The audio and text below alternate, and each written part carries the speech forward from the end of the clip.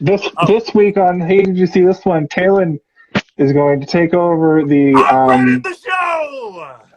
He's going to be hosting. So if this episode ends up being 30 hours long, that's why.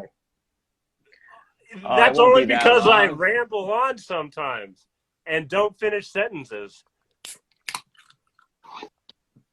Can I do a little cheers? This is there we go. A little cheers. Sentences are overrated. Cheers.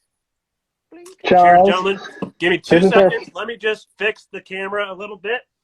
This is our first episode from the actual Hey, did you see this one account, which is interesting because it'll be cool to see who comes through. It might filter differently. This account only has about 106 followers right now. Hopefully, are any of them people we know? No, because this is my old Blossom Buddies Instagram. So there's a lot of crossover from my Instagram where we typically do the show from. But the thing here is it's a lot. The way that I was getting followers was I was following a whole bunch of like TV, movie, sitcom accounts, and then unfollowing them, and the ones that stayed. It's a little bit of behind the scenes for you. But you're a goddamn grifter. I am a grifter. So, sir. Willie Waleed, if you're new here, please give us a follow. It helps us. What's up, Waleed? Give us a follow on this account, and you won't miss any of our updates. It does mean. Let me know when we're going to have a game of pool again. It does mean that I might have to go back to actually writing reviews for these on my own Instagram because it's going to be confusing to be like, go over to this other page. Although maybe I'll, push some people through. But this is a big day for the show. This is episode 24 now, I think. And we're doing it, Peter. We're doing it. We've been You're playing with us, Peter. So, Caylen, if you get tripped up, I'm typically the host. But since I don't want to, Jason, you know what? You take a load off. You've been putting in a lot of work. It's time for you to kick back, relax, put up your feet, have a drinky, let your rub hair some down. oils in your beard, some scented oils. Very nice. And yeah, I remember you guys, I was rewatching the other one, and I think that's just something I say when I don't know what to say. When you guys were asking, I don't know what you mean by that. We also, Jason, did we mention that we hit our anniversary last month? No, but I didn't realize we hit our anniversary because when we started this show, we used to do an episode every 3 weeks minimum, like at the most. Yeah. But our first episode did happen around now. Our first episode was Kiss, Kiss, Bang, Bang, I believe. That is correct. The unsuspecting Christmas movie. Right. Wait until next month, folks. We're going to be back in full force with many Christmas movies that are they Christmas movies? You decide. You decide in the chat. But today is Hot Rod. I gotta say this. You guys are all pointing at the wrong thing for me. You're literally pointing at me. It's Hot Rod. Is your middle name Rod? No. How about now? It's got it. How about now? No. It's got to be one of these. It's got to be. This is where it is for me. The old Hot Rod, if you know what I mean. Ooh. Am I pointing at it now? No. No. Yeah. It's probably different for everybody. Okay. Well, but this will be the final one, right here. You're still not pointing at it, Jason. There you go. Now you are. Sort of. Oh, man, are you making a swastika, Jason? Oh, my God. Censor us now. Shut us down. We're all going to jail. Well, I gotta say off the top, though, gentlemen. Yeah, okay. This is quite possibly my favorite movie. I enjoy it so much, like from front to back. It's it's my style perfectly. Like just the random little things, the trying to make the same sound as a bell. Ding, ding, Ding. Cool beans. I don't recall. No. Is it just going to be us quoting the movie for an hour? Pretty much. This whole page is basically just quotes. Just quotes. But it's so good. It's full of so many quotables. I'm a little upset that I didn't hear about this movie or know about this movie when it originally came out in theaters. I randomly came across this movie during one of my random visits to HMV back in the day.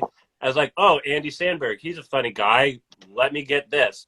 And then I watched it, and I was instantly hooked right in. Gentlemen, what was have you guys seen this movie before? And if so, what was your intro? And if not, what were your feelings watching it yesterday or today? I have seen this movie before. I saw it in theaters when it came out. I was a pretty big fan of The Lonely Island, even when they were doing digital shorts. Yep.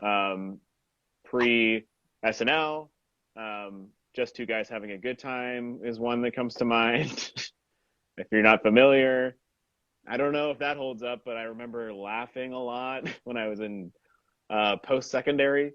But when I first saw this movie, it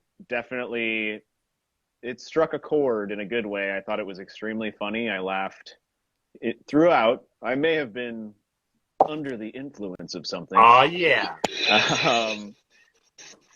But yeah, I saw it in theaters, and then I saw it a couple times over the years since it came out. I think it came out in 2007. I believe that's correct. Quite some time ago.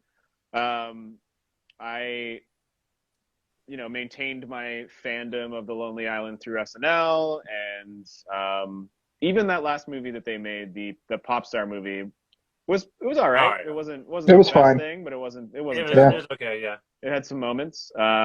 And Brooklyn Nine-Nine is pretty hilarious.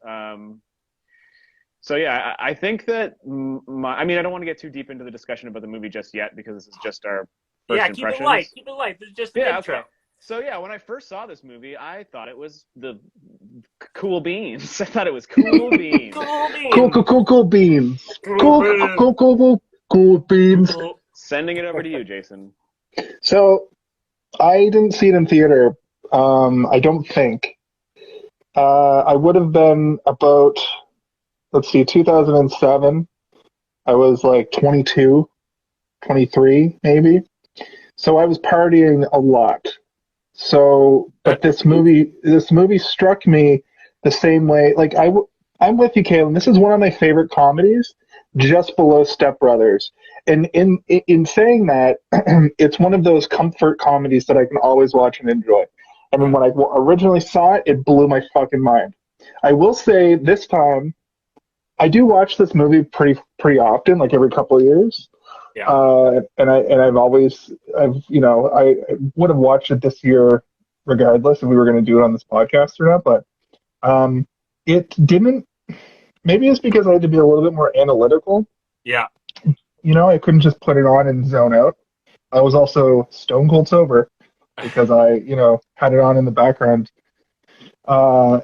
It's trying to analyze a movie like this almost sucks the joy out of it, and that is kind of the problem. But I do, all the moments that I love about this movie, and like Steve said, I won't get into it too much until we get into the body of the episode. They hold up. They made me laugh. Some scenes went on for much shorter than I had thought, and some scenes went on for much longer than I had remembered.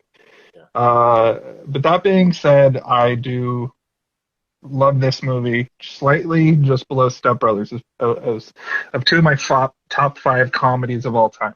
It was originally supposed to be for Will Ferrell. As Hot Rod? Yeah, yes. Well, I guess so, yeah. Yeah, he was supposed to be the main character, and I think once the Lonely Island guys took over, they revamped it quite a bit. Yeah. I think a prime example is at the end of the movie when he goes to heaven or whatever, when he's hallucinating and he sees the grilled cheese fighting the taco. He was literally supposed to meet Evel Knievel and have a heart-to-heart with him kind of thing. And I think is it Akiva? the guy who Akiva, directed yeah. it. Yeah, Yeah. Akiva, yeah. When he was reworking the script, as he did for a lot of the jokes in the movie, he was like, "This makes too much sense for the structure of the movie, and we're changing things so much so that it doesn't make sense that Yeah. we have to make it something random that is a callback that isn't Evel Knievel because that makes too much sense for what we're doing. We have to make it something obscure." I like And it. that makes sense for a Will Ferrell movie too, because look at Talladega Nights. Talladega Nights has lots of like weird, uncanny jokes that make sense in the plot. Where in this one, it's just a stream of consciousness, and it feels like a Lonely Island sketch, like an hour and 27-minute Lonely Island sketch. I would say that it feels like 127 Lonely Island sketches Yeah. lined up back to front Stitched with together. Yeah, exactly. What's something funny in this kind of situation? What's something funny I think in this that kind of is situation? that's my main issue with the movie. I don't dislike this movie by any means. I still enjoyed most of it, and there were some really funny moments that made me laugh out loud. I was watching it with two friends, which, as I say, watching Help. movies with people, it gives you sort of like this clarity that you don't regularly have when you're by yourself because you're not thinking Have too they much. seen it You kind of before? react. I don't think either of them had seen it before. Actually, you know what? I think Brian said he had seen it, but not for a long time, and then my other friend Ryan hadn't seen it at all. Anyway, we don't need to talk about what they thought. They're not here. I mean, Brian is, but Brian, let us know in the chat. Let us know in the chat all of your thoughts. I want to essay in the chat. I didn't dislike it, but I did not enjoy it nearly as much as I used to, and I found myself a few times throughout being like, "Oh, it's surprising how much your sense of humor and your sensibilities in terms of what you think is funny can change, Yeah. even in like a 2-year period." Because I'm sure I've seen this a couple of years ago, like not that long ago, and I remember thinking it was much funnier than I did during this watch through. And there was a few moments that I legitimately was like, "Ugh, this is actually kind of painful to watch at this point." Like what? Oh, the cool beans part. I was like, The cool "Oh, beans God, part. this It was a doesn't little That went work for long. me on. anymore." It went on. It's the only time in the movie I like audibly cringed, and I don't remember. Like I love that style of like Tim and Eric, like Yeah. like Really anti-comedy. Yeah. But after watching actual jokes and then seeing what I thought was an anti-comedy bit be played like just straight comedy, my sense of humor has kind of evolved out of that, and it just kind of came off as like a childish, weird joke. But I'm sure Yeah. in 2007, I was probably like, "Oh my Yeah. god, Well, like I golly me!" know people who still say cool beans, not because they were saying it before this movie, but because of this movie, it sort of put it into the lexicon of people's vocabulary, and they still say it to this day. Like they'll text me, "Hey, you want to go to the park and hang out?" "Yeah, sure, I'll be there at this time," and they'll text me back, "Cool beans." Not Cool because they beans! said, yeah, not because they used to say cool beans, because they beans. saw this movie and it turned into a thing that they would say, and you would giggle like, "Oh yes, cool beans, hilarious." It's layered And like that. yeah, but like, and I tend to really enjoy absurdist comedy, but I think that I enjoy absurdist comedy when when the universe itself is dictated by the randomness. So like something like Airplane or the Scary Movie movies, like where everything is absolutely bug nuts, down to like somebody walking in the background is wearing a ridiculous costume or something.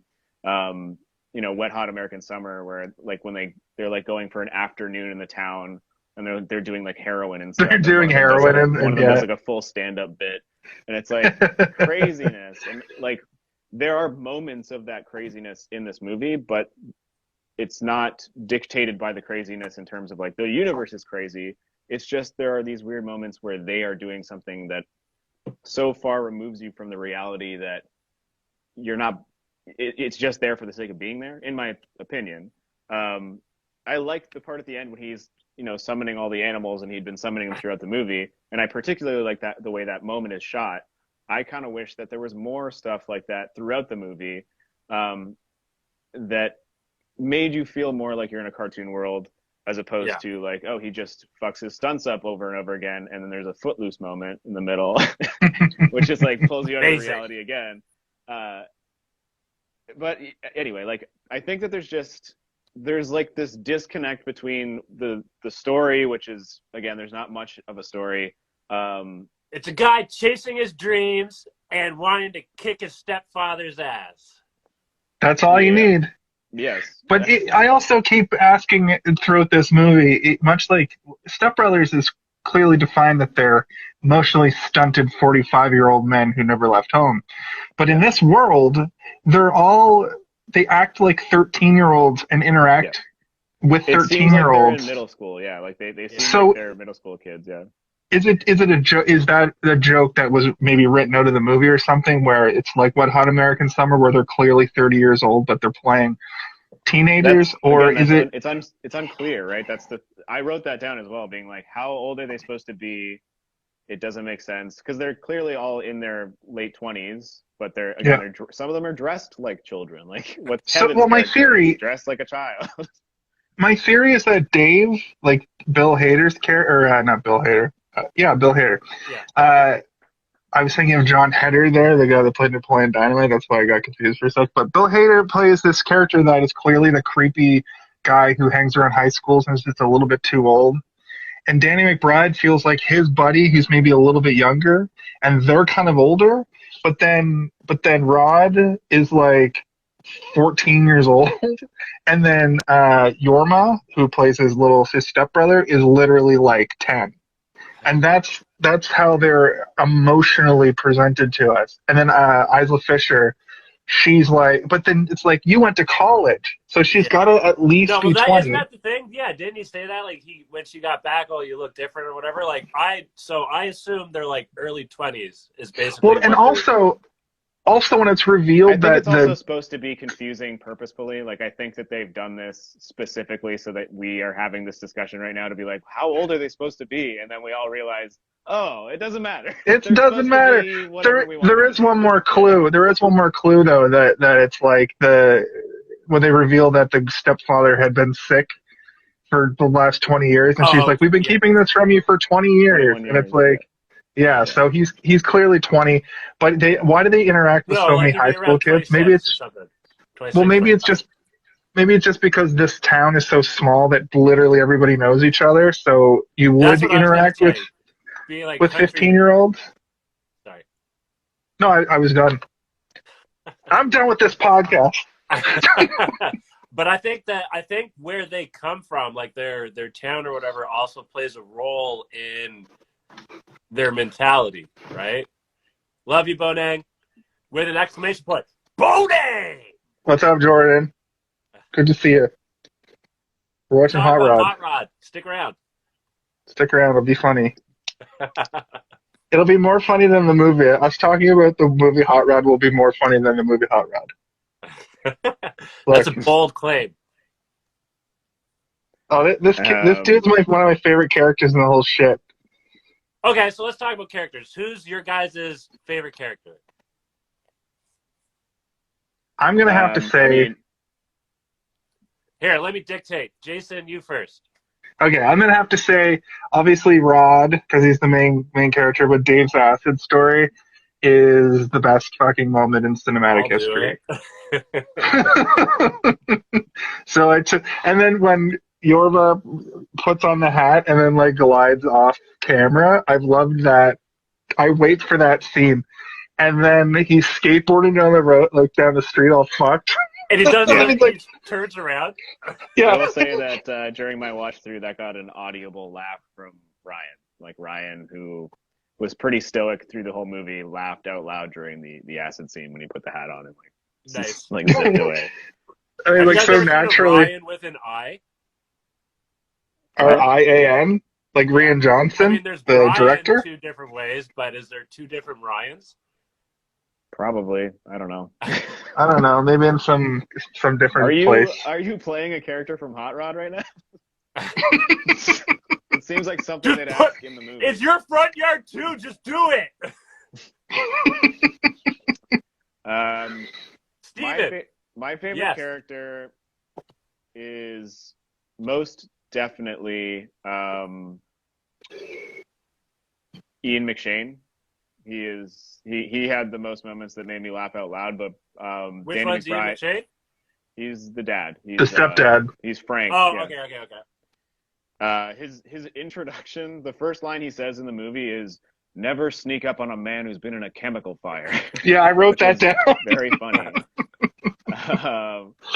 Which I don't even know what it means. Like, does being in a chemical fire make you crazy? Does it make you paranoid? Does it make you more reflexive? Like, I don't know what it means, but it made me laugh. He might have superpowers. He's definitely my favorite character because I think he had the funniest moments, and he is, like a classically trained Shakespearean actor in this like ridiculous, bonkers cartoon universe. And he seemed like he was having just as much fun as everybody else. I love that he leg sweeps him as well. That was funny. But the funniest line in the movie to me, the funniest thing to come out of somebody's mouth is Danny McBride when he says, "No, I'm not getting a lot of good sleep lately. I keep having this recurring dream where I'm trapped in a castle and I have to fight 1,000 wizards. And the only way for me to beat them is to punch them in the face as hard as I can. And so I'm punching all these wizards and then I kill them all. And then all of their wizard wives come and they want to have sex with me." And it went on like for the perfect amount of time of like a ramble that I started laughing and then I continued to laugh and then it ended and I kept laughing afterwards because I was like, and then the thing that follows that up is the "I like to party" moment, which again it feels like an SNL digital short, which that didn't. We gotta talk about that. I need to talk about that scene so much. So what I'm saying is that the line that precedes that scene worked for me so much more than the actual scene after it, which I was like, it felt like a drawn out joke, like, like a Family Guy joke where they keep saying the same thing over and over again, and it's supposed to be funnier the longer you go. It felt like one of those, but it didn't work for me this time. And I also think that was in the trailer. What about so they're doing? He's like, "Let's do the introduction kind of thing. I'm Rod. I'm the stunt man or whatever." Or no, I like to party. Sorry, I like to party. "Hey, I'm Dave. I like to party." He's like, "No, I just said that. Why don't you say something else?" "I'm Dave. I'm the stunt man." Like, okay, no, never mind. But then at the end, Kevin says, "I'm Rod. I'm a stunt man." It's like, you're not Rod. You're Kevin. Yeah. Kevin, I party. No, I know for a fact you definitely do not party. I like to party. After all of that, after telling all of them that they don't party, basically, only he parties, and then he's like, "Let's party." And let's is let us. So they're all gonna party. Like that bit. It's like one of those like what kind of joke is that? What is that called? Like a misdirect? Could be. It's sort of a misdirect, yeah, I guess, because they're subverting. It's like subversive, yeah. But I mean, is it subversive when you know it's coming? Like, I don't know. Well, it's subversive. Like the first time you saw it, it might have actually played them as subversive, right? Like that's the problem with. If you don't, I haven't seen this in long enough that I couldn't remember that stuff. So like, that's true. I'm like, okay. And if you don't like this kind of comedy, like I could see somebody coming in and having the same conversation with us who doesn't have this sense of humor and being like, all of this is stupid. And somebody like me who this is my exact sense of humor and I'm 36 years old and I've seen this movie 20 times and I still laugh at the same jokes that I know are coming. Like when they do the downhill luge and the guy he smashes into the RV and the window smashes out, which this window smashing in this movie is all fantastic. The dude comes out and says, "Sorry about the window." Somebody's gonna get their dick hole smashed, and then Danny McBride's character fucking just beats the shit out of him. Like I knew that was coming. Excuse me, Danny McBride's character yells, "I've been drinking green tea all day." Yeah, and then starts beating the shit out of him. And then beats this guy's ass. He's got like 2 feet on him. It's like that kind of shit makes me laugh out loud. That is subversion. Like where you think that the big giant man is gonna like comedically beat up Andy Samberg, but then Danny McBride, who is like the shortest out of all of them, just sucker punches the guy right directly in the face, and then throws garbage. Totally his hat now. Yeah. That the beating up stuff didn't work for me so much as the dialogue. So like that's the other thing for me is that I think that I find dialogue a lot more hilarious than physical humor. As much as I did think that the fact that he was shorter and he punched the guy in the face and the guy dropped like a sack of shit was funny. It's the dialogue that he's yelling while he's doing it that works for me, I guess. And Yeah. I found that throughout the movie, there were a lot of moments that were lacking clever writing, and it was all based around funny performances, physical performances, or just complete ridiculousness, which is fine. Like, again, absurdity is great, and there is a special place for it in my heart. But Andy's face is elastic. To your point about like kind of the physical comedy of it, like just the faces that he makes. Yeah. So like, I mean, there's a part where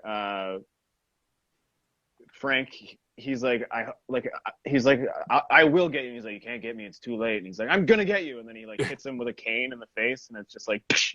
And then he yells like, I hope you enjoy being married to Satan, and runs away or whatever. Like, the line isn't that funny, but like his delivery of it is what elevates that moment, right? And then the way he runs away, like all like super animated, like a Muppet almost. I feel like Andy Samberg's acting style sometimes is Muppet. Yeah, but so again, like watching like all of Brooklyn Nine-Nine and everything that he's done since, I know that Andy Samberg is a capable actor on top of doing this crazy stuff, right? Yeah. Yeah. Which means that he's probably got the chops to deliver some very funny dialogue, and he does a few times in this movie, but not enough. And like another one of the most like funny parts to me in the movie is when he asks out the woman at like the burger stall or whatever. And then Bill Hader is like, "Oh man, good job. I am green with jealous rage right now." Yeah. It's like, it's funny because you don't expect him to say that, and it's like it's clever-ish. Well, they were setting that up. They were setting that bit up too, because he's at the beginning of the movie. He kept talking to her. Why do you call yourself Voltron? Because it's badass. Oh, I don't know, because it's super badass. One of my favorite deliveries, and I don't know what it is I like so much about it, but one of my favorite deliveries of Andy's or Rod, whatever, is when he's talking to Frank about getting the heart transplant or whatever. Like, oh yeah, 50,000. Who's gonna pay for it? You? He's like, no. Like, I don't know what it is, but that delivery I fucking love. So like, it's one of my favorite like bits out of it. So Jace, man, you mentioned Hot Rod. Steven, you mentioned Frank. I gotta say, I'm gonna give some love to Richardson. Is that the guy who just does the humping thing? He's got a few things. So like, as soon as he comes on, he just puts a smile on my face. He's like, "Get out of the pool, Richardson. You're being a tool." It's like, there's no tool in this pool. Maybe if you let me join your crew. It's like, you don't do anything. Oh, don't I? I love when he's handing out flyers and he's walking up to like a full family of people and throwing the whole stack of flyers at them.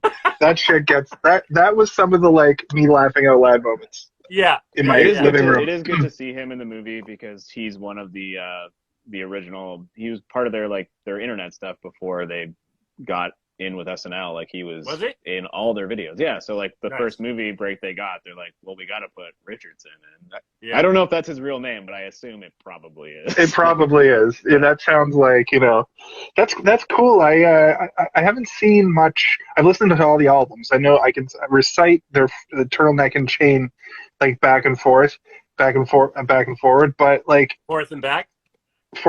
They're original sketches before SNL. I don't think I've ever seen, and from what I understand, a lot of them are just like redone on SNL. Maybe. Yeah, it's sort of like a Tenacious D or Flight of the Conchords situation where they had the bones of the song, and when they did the show, they either manipulated things or changed it slightly.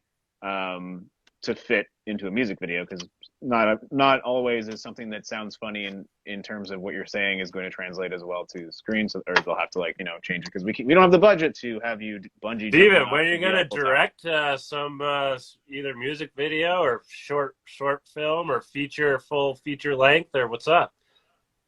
Who, me? Yeah. Maybe one day. I mean, yeah. Yo, can I do something in it?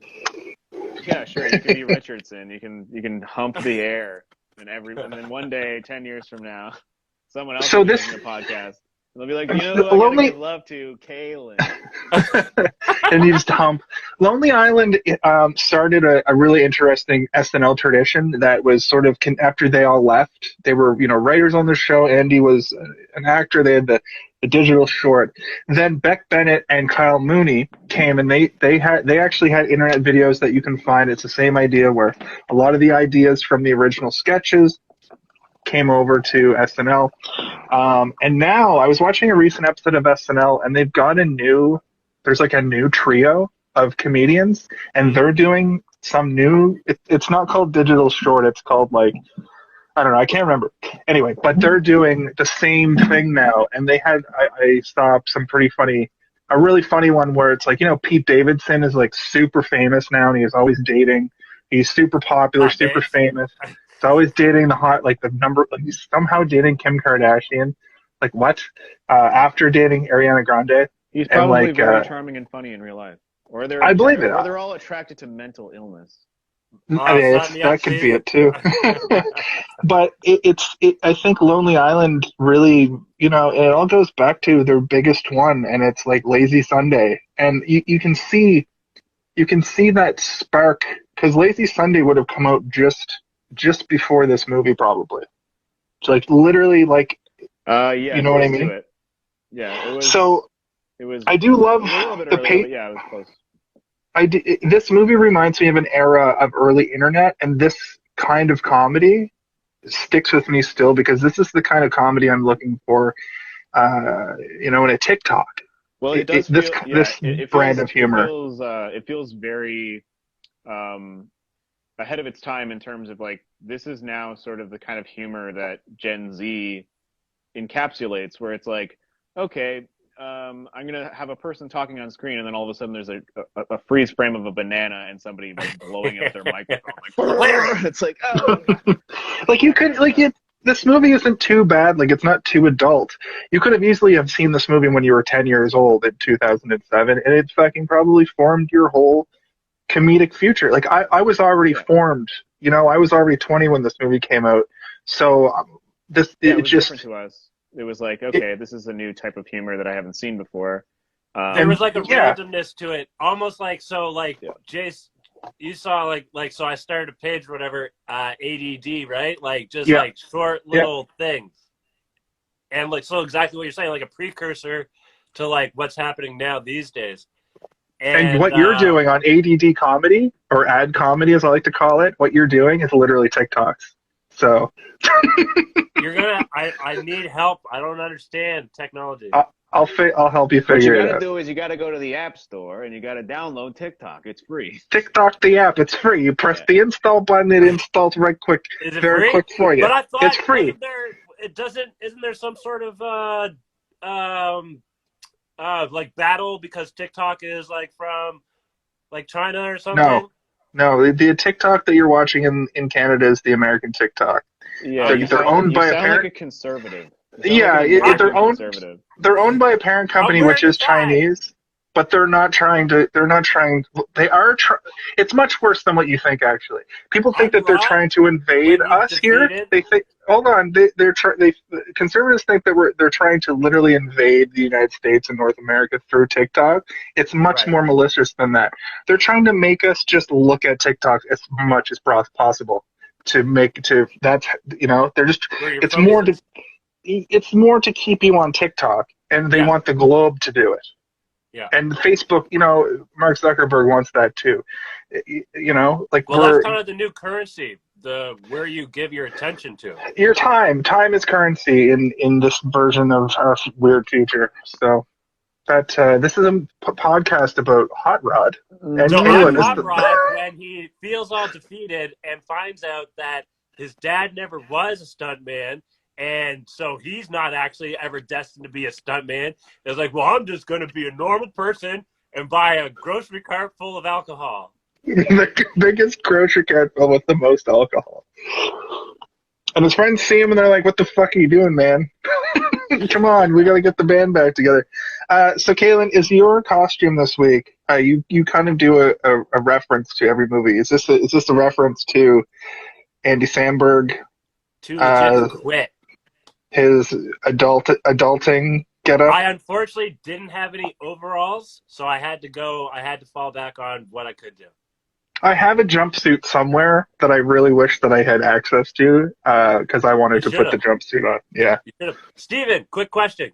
Do you I saw a mannequin or not a mannequin, but like a thing, like a fashion model body thing. Do you make clothes or something? No, my partner does cosplay and makes costumes. Nice. Yes. I've seen them. Yeah, they're good.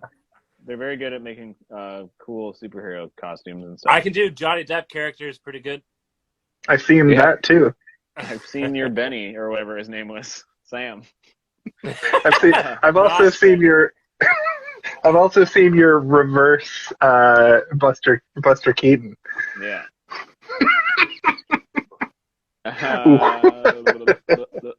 There's a poster in Kevin's room that I wanted to talk about because I wasn't sure if it was a real poster or if it was a fake poster.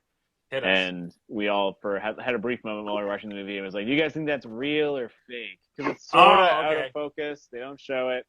And it's called Whoopee Boys. Right. Whoopee Boys. Okay. So I looked it up. I have never seen this movie or ever heard of it. But the synopsis of the movie was, 2 New York hustlers go to Palm Beach, Florida, and enroll in a charm school to please an heiress. Maybe we should do that movie one day, guys. We should just make that movie. It's called Whoopee Boys. I don't think that's real. Whoopee Boys. Yeah. I'm gonna go out on a limb and say that's a hilarious fake poster for the background. Instagram has green screen now, and I'm gonna make a movie. Do it. I'll film something to put in your movie. I could be a guy on a TV. 45 minutes. I already had the script written. It's called Five's a Crowd. I could be a guy on a screen. Do you want? I'm down with that. It could happen. Yo, technology. I can be the narrator. I could also be the narrator. We could be the dueling narrators. Hey, fighting. Hey, no, it's my turn to talk. And then Caylen went down. Yeah. Oh my gosh. No, that's not how you describe it. Let me give it the old college try. That's not how you describe it. Scenes, some top scenes. When he's describing the plan of like, okay, we're gonna do this, and then we're gonna do this, and then we're gonna do this. Well, first off, there's the little interruption from Bill Hader's character Dave. It's like, I gotta go to work. I gotta go to work. So they go with them. And then they do the different scenes, even though it's a linear, the explanation is all linear, but it's different scenes, so obviously there's different time lapses or whatever. But so I find that part funny. But then the best part is when randomly it's just this homeless guy saying like, okay, then we're gonna need to get a lot of carts. Yeah. I did. I laughed out loud at that, and also during that scene when they're on the Zamboni, I just had a moment where I was like, so they let this burnout just work at this place, probably sharpening skates, which is already a lot for a guy who does acid all the time. Clearly, very stoner. But can I go get a job at a rink and then they teach me how to drive a Zamboni? Because I want to drive. Yes, I'm gonna say yes. I want to drive a Zamboni. I don't think there's a Zamboni driving school. Also, I bet there's I feel like those are probably really easy to drive. They're so slow. That's true. You just go in a circle. There's like a pedal and a steering wheel. That's it. I'm an expert at golf carts, so I could probably drive a Zamboni. A highly protected union job. You'd be like, I want to drive the Zamboni, and they'd be like, nope, I've been driving it for 40 years, and Yeah. I have another 15 until my retirement, so you can get the fuck out of here. You probably need a certification that takes like 6 minutes to get, like, the certification that you get for a forklift. I certify you, Jason. Thank you. I'm going to go to my Zamboni job now. Yeah. You probably also have to, like, know how to, like, fill it and stuff and, like, do a bunch Well, of... that's what I'm wondering. Have you ever seen a Zamboni go? They do it so perfectly. It's this, like, perfect circle that goes in. And then you got to know how to, like... Zamboni.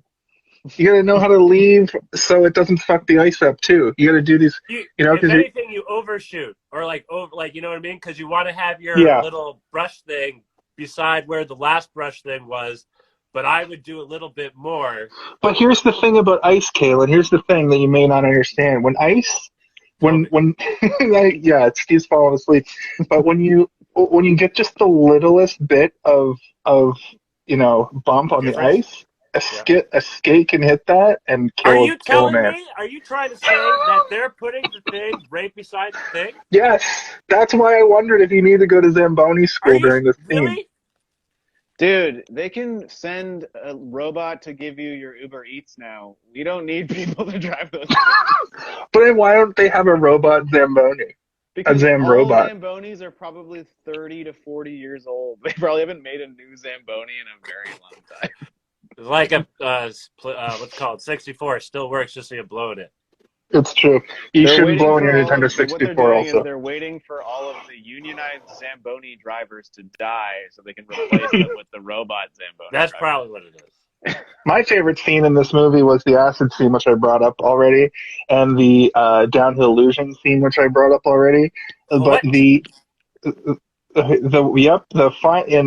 final, like, the best shot, in my opinion, even though it looks super fake, is when he goes off the jump for the 15, and then he's like, I'm doing it, and they cut to Bill Hader going, like, in slow motion, and then they zoom out, and he's this far from the motorcycle, and they're both going like this, and they cut back to Bill Hader, and he's going, no! Chef's kiss. That was...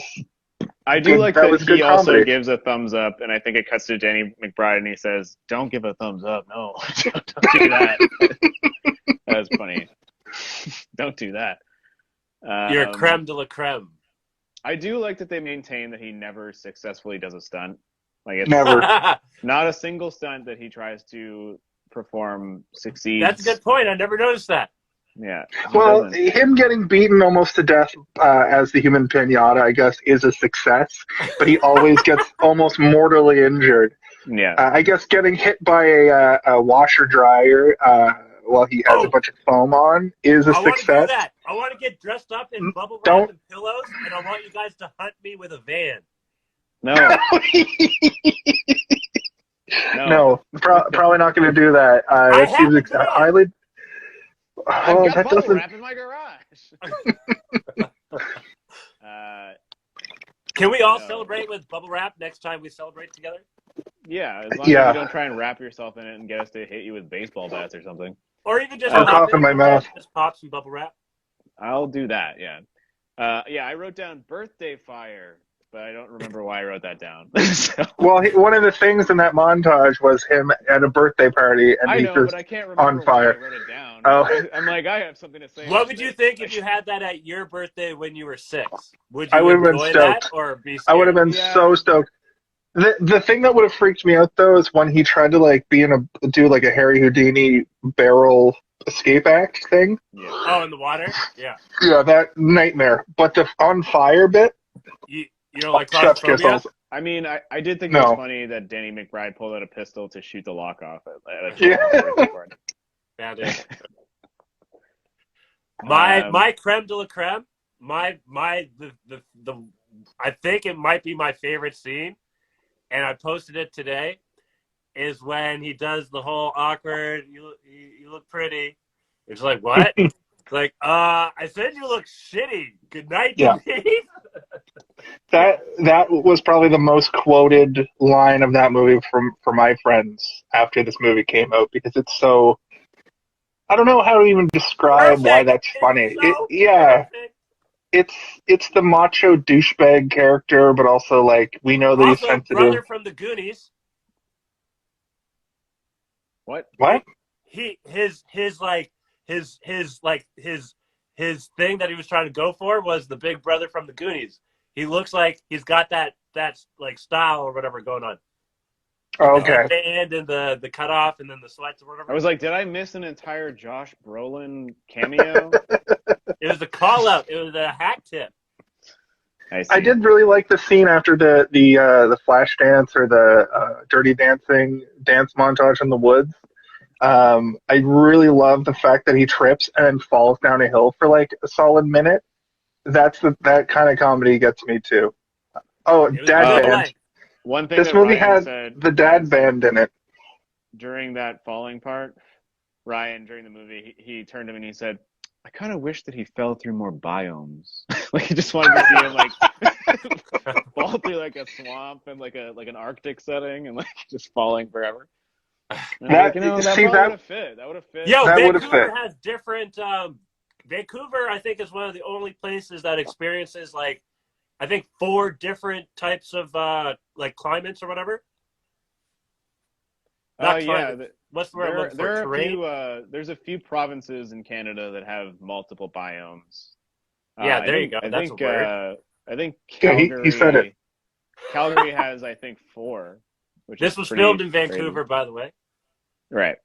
I mean, Halifax, Nova Scotia, literally, maybe you don't experience 4 biomes, but you can experience 4 different weathers in an hour most of the time. That's because you're by like the most open body of water still connected to the ocean in Canada.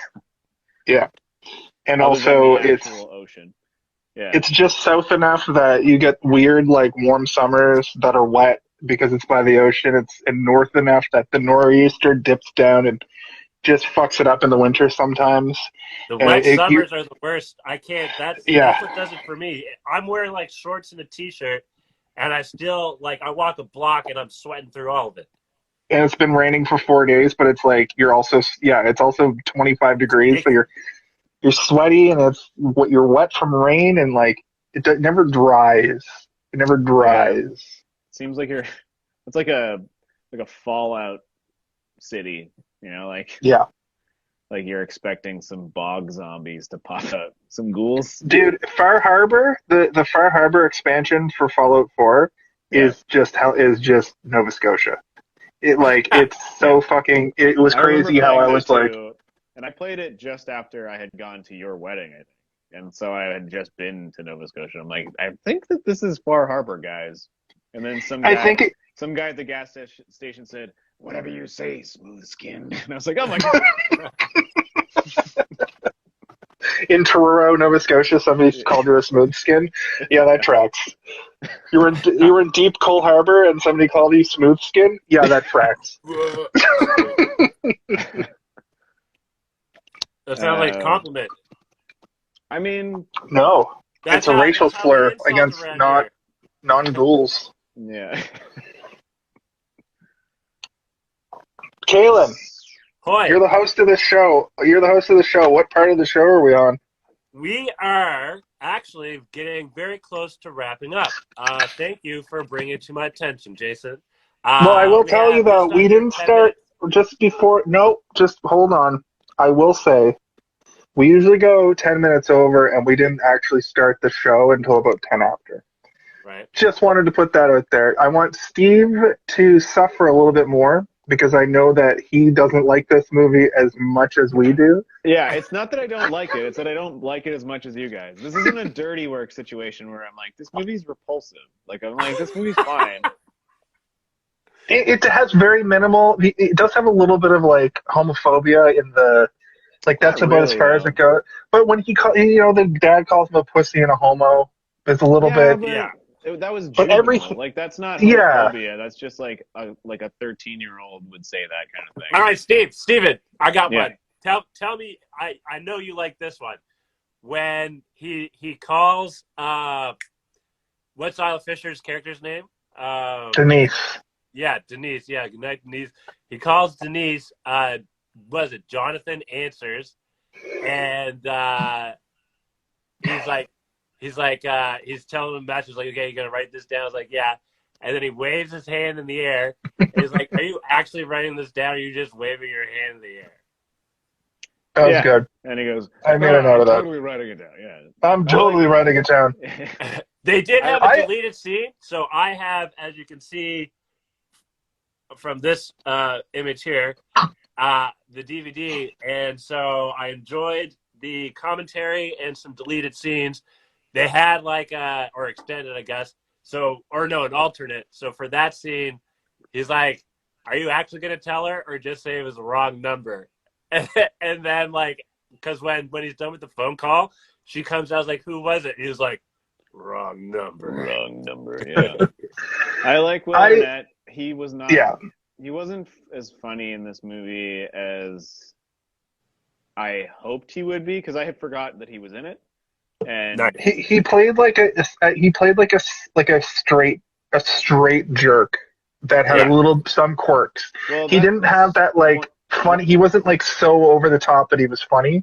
He was just a fucking villain, like a villain. Villain. That's one of the other issues that I had with the narrative of this movie, was that there is no true antagonist. It's like stepfather.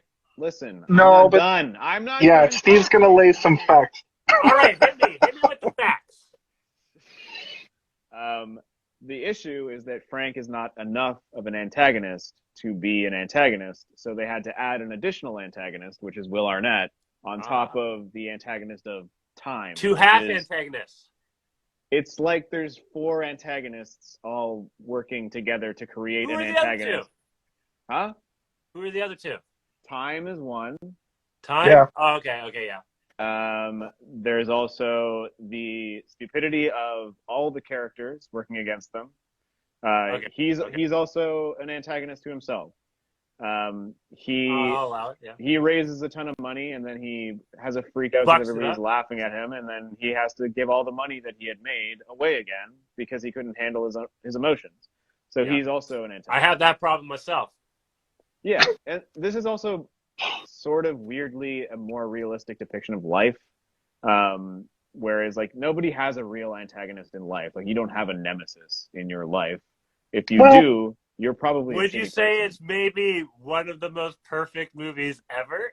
I would never ever say that. I do have several nemesis. They don't know that they're my nemesis. I wanted to actually bring up something about, since you mentioned Denise a moment ago, there is a huge, and the plot of this movie, there's a huge connecting point to the Denise character and the finale of the movie post all this stuff that's happening right now where he does the jump. The jump is a means to an end to fight the dad, and that is the story, right? You got to raise the money so the dad can live and get the heart transplant or whatever, and then they can have the ultimate punch. And the reason why he does the ultimate punch is because there's a scene that we didn't talk about. Best makeup move ever. Denise takes him down to the lake. It makes total sense that it's British Columbia now, because they're fucking clearly at a lake. They needed the redwoods, and they needed a lake, a tranquil lake. Yeah, so to rub body oil on. They have a real Karate Kid moment where she's like, I'll teach you some things that you can use on your stepdad. And she fucking just does a bunch of kung fu at him. And he's like, "Oh, I've learned everything." Is there a move that makes them crap their pants? There is. Yeah, I gotta go now. That she's like, "I'm not gonna lie to you, Rod. There is such a move, but I can't teach it to you yet." But then you fast forward all the way to the very end of the movie, and he uses. I would never fast forward through this movie. Oh God! For the sake of this conversation, rewind and not watch it again. Oh man! I'm just kidding. But he uses the fucking move on his stepdad, and the stepdad's like, "Are you fucking kidding me?" And then falls and then credits. And then there's an after credits scene. Did you guys stay for the after credits? I did. Oh, I did not. All it is, it's him bowing to his motorcycle. It's just like a big wide shot of him. Yeah, of him bowing from the side, just from the side, bowing to his motorcycle. Just I got 2 the picture seconds. for the picture. Sweet. I also feel like Ian McShane should have said, "You got to be shitting me," when he fell down. I just feel like it would have been better. But I'm not a comedy writer. You should be, because that's 12 out of 10. I don't know. There's a couple things that like I really liked. I liked when he's tasting the jelly beans at the beginning, just because that's something that I used to do. Yeah. Me I did make a note of that. Me and my sister used to do that when we were kids. We'd get those like where they give you the little piece of paper to know what jelly beans they are, and then we would try and guess it. It's just like a kid thing, which is also, again, playing into like, oh, they're literally supposed to be children, maybe, because they're doing things that I did when I was a child. They're country kids. They're country kids. I liked, and no disrespect. Right, yeah. I also liked when the irony of him when he's doing the pool jump, and he's like, "Please don't let me embarrass myself in front of Denise." And he's at a local pool on a motorized moped with pedals in like a full stuntman gear in front of a bunch of children, and he's worried about embarrassing himself in front of her when he's just been embarrassing himself the entire time. I believe it. I totally believe that scene. I didn't say I don't believe it. I'm saying that I appreciate the irony of somebody worried about embarrassing themselves when they're clearly already very embarrassing for everybody else around them. You're familiar with cringe, right? Me? No. I love everything. He's like his character is just like a walking cringe mannequin. Like Yeah. a mannequin designed for cringe. An android designed for cringe. You guys don't live like that? No, I live on the side and I'm always pointing out cringe. Yeah, and I also am severely affected by cringe. So when cringe is happening around me, I'm one of those people that is like, oh, like I can't handle like that. Like, it makes me actually feel nauseous, or like I get hot in my neck and my face, and I'm like, I can't handle. But here's the thing, Steve. You got to fly directly into the sun on this one, because what I've done is I've built up a nice cringe layer, where it just allows me to see cringe and like identify it. I spent a lot of time on the r/cringe subreddit. I had to get rid of that. It was affecting me too much. It can be real bad. And I think it ranges. Cringe? The thing about it is that... Is Andy Kaufman cringe? Did you just ask me that question, Caylen? Well, I'm trying to understand what you guys think is cringe. No, he invented anti-comedy. He's like the precursor, like Tim and Eric and stuff. Exactly. So what are you guys talking about right now? There's a fine line between cringe and anti-comedy. It's kind of hard to define it as well. Like you gotta be on the other side of cringe to know when you're there, but the line between cringe and funny it can be blurred sometimes. It can be blurred. Like look at The Office is a prime example, and as that show ages, the cringes become bigger. And like the Cool Beans moment in this movie, I was like, this doesn't even fit in this movie. None of this is what they've been going for this whole time. But I remember watching that scene originally, and like Steve was saying, like it created a whole generation of people who were like suddenly saying Cool Beans as a reference to this movie. But Cool Beans is like, I said Cool Beans before this movie. Unironically, I was just like Cool Beans. Yeah, it wasn't. The phrase wasn't created for the movie, but the movie created a generation of people who use it unironically. And some people probably still say it and don't even realize that they're quoting this movie anymore. Like it's now just so ingrained into like their vocabulary that they've forgotten where they started saying Cool Beans from. A lot of people probably started saying it from this movie. But that scene, like it's clearly one of those things where they filmed the two of them saying Cool Beans in different ways for probably like an hour, maybe, half an hour, 45 minutes to an hour. And then they took a bunch of the little segments of them saying Cool Beans and edited it into a song. And like they're doing weird faces and like beans or whatever. Like, okay. But the thing is like Tim and Eric around the same time did a lot of those little moments where they would just edit. Yeah. But it worked. DJ scratching a record. But it works on its own, because when you go into a Tim and Eric show or sketch, you know that you're watching something that's intentionally anti-comedy. You're laughing at the fact at how not funny it is. You're not laughing at how cringy it is. You're laughing at how far it strays Okay, from I have a good example of what cringe is. It's one of the first examples of like me realizing like, oh, this is supposed to be funny. Like the people making it thought this was so funny, but it's so bad that it's like the antithesis of what humor is supposed to be, and I feel uncomfortable watching it. And it was a I feel like video this is that came something I've out done. where they made a music video of spoofing the song Man Eater. You know that song like, oh, here she comes. She's a man eater. Is that song, but they changed it to Death Eater, and it's like a person dressed up like Snape and like whatever, like what's the bad guy's name? Voldemort. He who shall not be named. bring Harry Potter into the equation, and I hate it immediately. Well, the thing is that like I've seen things that are funny involving Harry Potter, and this was meant to be funny, and I saw it, and I was watching it, and I was like, I can't finish this because it's Yeah. making me so uncomfortable that these people somewhere in the world made this and are like, we're so funny, upload to the internet. And like, you know, the Yeah, comments yeah. explode and it's like cringe, cringe, cringe, cringe, cringe, cringe, cringe. The whole world cringed at it.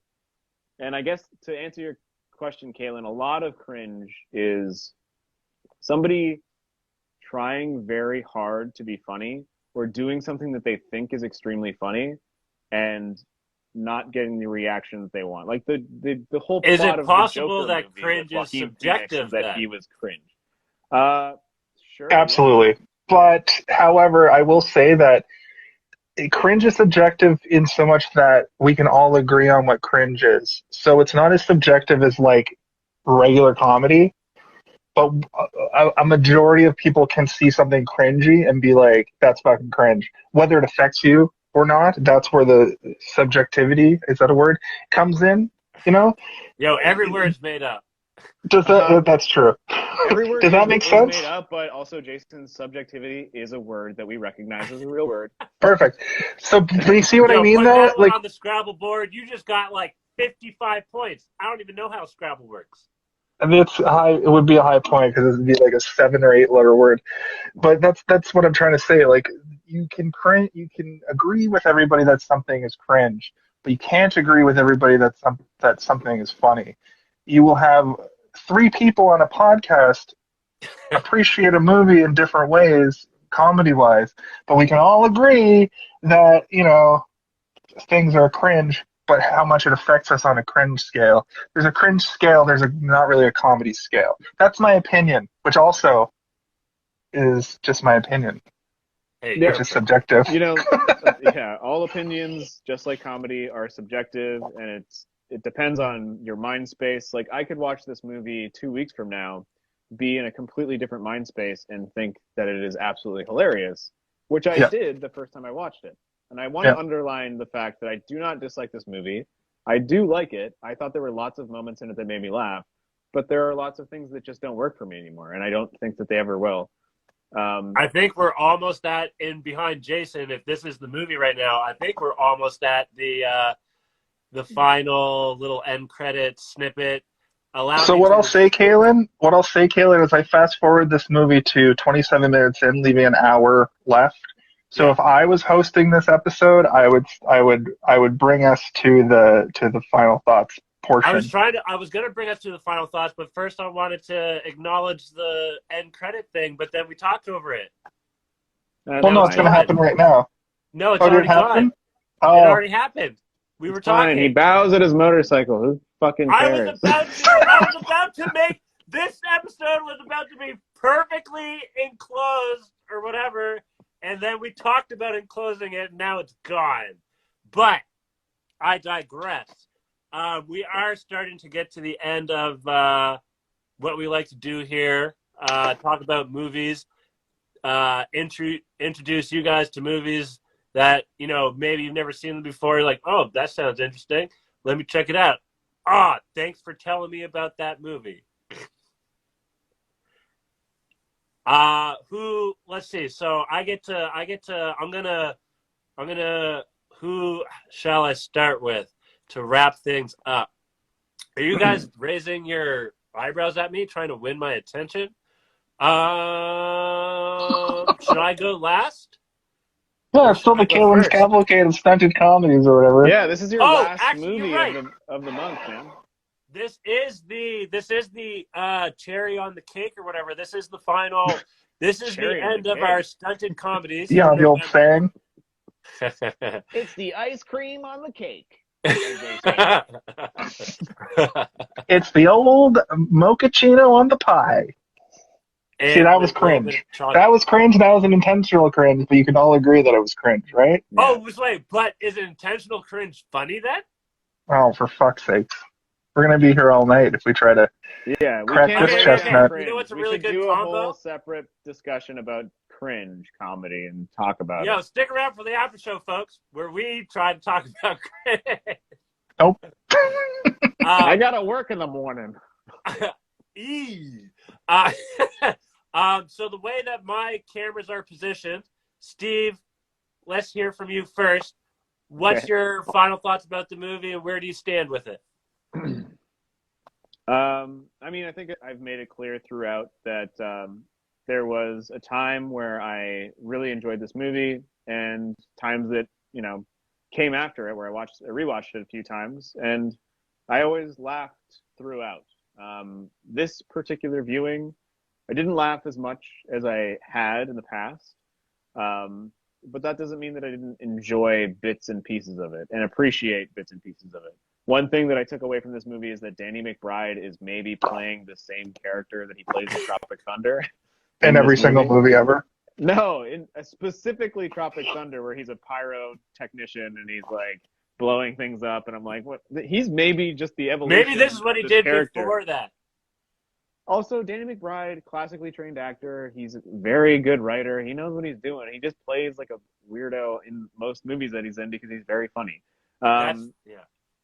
But my issues with the movie are very semantic, and like I can talk about them, but at the end of the day, like if you think the movie's funny, you're going to think the movie's funny, and it's up for you to decide. And I can sit here and tell you all the reasons that certain jokes don't work for me, but it doesn't matter if they don't work for me because it's about if they work for you.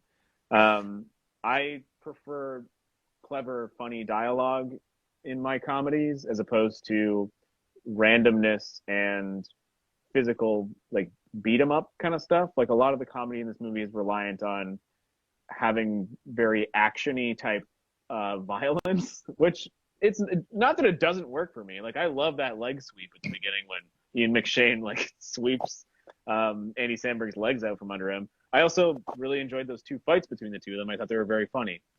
But at the end of the day, most of my yucks came from small segments of dialogue that was leading into something that's considered a bit. So I'm like, oh, it's like the little gaps between the bigger pieces, like the cool beans moments and like the I like to party moments. Those are the things that really kind of shined for me in terms of humor. Story-wise, super simple. You're not going to get invested in the story of this movie, and if you do get invested in the story of this movie, then I don't know what to tell you, man. Simple, Samuel. Steven, ladies and gentlemen, Steven. Yeah, that was very diplomatic. So I'm going to give this a 2.5. I would watch it again to be interested in my own reaction at a later date to see if I would increase or decrease. Is my comedic value going to change in a direction that makes me think this is more funny later or less funny? I don't know. Like your sensibilities change over time, and sometimes they're going to go in one direction or the other. So I would be interested to watch this again. Can I sign up for that viewing now? Can I pencil myself in for that viewing when it comes? Yeah, we should do a reaction. We can do a reaction where I watch it with you two instead of Brian and Ryan. Like they had reactions to certain things in this movie that maybe we do a commentary. When Ryan was like, I would have preferred to see him go through different biomes. Like that's very that's very funny and a good observation. I would have liked to see that as well. Thank you, Steven. You shouldn't clap at me. It's kind of rude. Oh, what? I didn't mean it like that. Okay. It's just very loud. It sounds like you're telling me to shut up. No, He's hosting. I know. I'm trying to. He has a very particular style. I'm trying to do like and When I'm I sorry host, it I'm came gonna out have that a way. foghorn that I'm gonna pull, and I'll be like, "All right, Yeah. that was Jason." Play him off, keyboard cat. Do, do, do, do, do, do. There could be an element of that to it, but I don't mean it in that way. And this is I'm oh not man, we're offended. recording I'm not right now. offended. I'm not offended. He's learning nuance. He's learning the nuance of hosting. It takes a minute. You know what? I might have something. Like A ADHD starter or pistol? something. Oh no. Well, I didn't know you meant like a. Okay. I have ADHD. There's nothing to be ashamed of. I'm not ashamed of it. I'm just I apologize if my mannerisms aren't up to snub. No, it's all good. It's okay. I was just joking. Also, it was mostly because it was very loud in my ear, like because you slapped near the mic, so it like really it was very loud. To make it fair, I'm going to clap for Jason as well, if that's okay. Okay, that will make it fair. Okay, well, I'll tell you what. I'm going to make this short and sweet because I pretty much went over at the top of the show. But I love this movie. It's very similar to me for that. As kind of lost my train of thought there. What I meant to say is Step Brother. He goes like basketball, Step Brothers, Hot Rod. It's like probably my top three. Like this kind of comedy specifically, like kind of raunchy, but like kind of like random and weird. I think if I want to I'd like to make a movie recommendation to both of you because of this movie, and that's Tim and Eric's $1 billion movie. If you've never seen it, Already been there. Okay, I've been there. I'm a billionaire. So I'm doing Yo, business. I sell no shorts. Even better. Yeah, exactly. It kind of felt like that this time because I think there's been a longer time between the last time I saw Hot Rod and now. I am pretty sure I saw it 3 years ago, but like I really enjoyed it, and I will always really enjoy it because, like I said, it's like that comfort, that sort of comfort food. Yeah, I think movie. we kind of called Benny and June. It's like a sick movie where you can sit down Yeah. when you have a cold and put it on, and it makes you feel a little bit better. Yeah, Exactly. So I'm just gonna I pretty much, if you listen to this episode, I feel like I gave most of my thoughts on it. The scene that wasn't as long as I thought it was the acid scene. I thought that went on for longer, and the scene Right. I didn't like the cool bean scene was way too long, even though it was literally, and it was a bit cringe, but I do remember that did give me a sense memory of back when this movie came out, being like, oh, everybody says cool beans now because of this thing. But I'm gonna give it a 4 out of 5, honestly, and that's totally subjective. That's totally my opinion. But I feel very strongly about a 4.5 because I would put this movie up against any other one of these kinds of comedies, and I probably would like this equally or better than a lot of these sort of late night comedies as they're called on Netflix. Yeah. Clap Watch me your out, earballs, cop man. gentlemen. Watch your earballs. Jason, ladies and gentlemen, Jason. You didn't do it Thank nearly you. as close to the mic that time. I tried to take your constructive criticism into account. Well, I appreciate it. And as we draw to a close, I love this movie. I love it a lot. My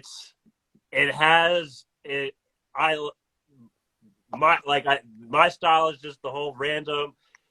Ooh, look, it's a bee. Like just out of nowhere, just things like whatever. Like I love it. I love it. I love it. I love it. I love it.